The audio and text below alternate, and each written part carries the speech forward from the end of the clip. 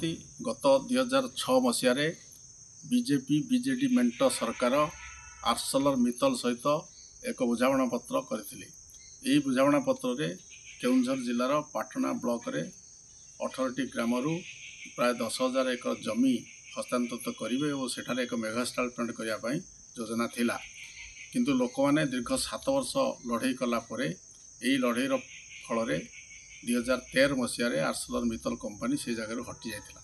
एवं double engine BJP सरकार से निर्दिष्ट जगार जिंदल पोस्को को आउ एक मेगा स्टील प्लांट करने स्वाक्षर कर विरुद्ध में सेठिकार लोक मैंने गणतांत्रिक पद्धति आंदोलन जारी रखिंट। अत्यंत दुर्भाग्यर विषय गतकाली राति गोटाए समय अचानक भाव में पुलिस आसी जिंदल पोस्को प्रतिरोध मंचर संपादक कमरेड वेणुधर सरदार तांका सान भाई भुवनानंद सरदार एवं अन्यान्य गाँव 3 जन ये सर्वमोट 5 जन को उठे नहीं चलीगले।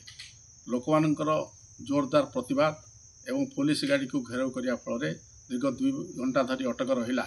शेष रिजर्व पुलिस केउंझर मगई बहु संख्यार पुलिस लाठीचार्ज कले एवं लाठीचार्ज करी से गाड़ी से नहीं चलीगले। एवं से जो 6 जन को दिजाई कोर्ट फरवर्ड कर स्पष्ट प्रमाण होची जे बीजेपी सरकार जनसाधारण जो दमन पीड़न नीति ता स्पष्ट हो तार विरुद्ध में जोरदार आंदोलन करने आमर संगठन ऑल इंडिया किसान खेत मजदूर संगठन AIKKMS योजना करिछि एवं सर्वत्र यही प्रचार चली।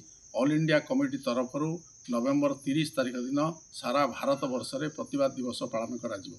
एवं यही अवसर में ओडिशा रे आमर मध्य समस्त अंचल ब्लॉक रे तहसिल रे विभिन्न स्थान रे आर प्रतिवाद जोरदार करा जिवो। मु आपण मानकु अनुरोध करिवि जे राज्यर समस्त स्तर जनगण यही अगणतांत्रिक अन्याय फाशीवादी बीजेपी सरकार आक्रमण प्रतिरोध करने आगे आसबे।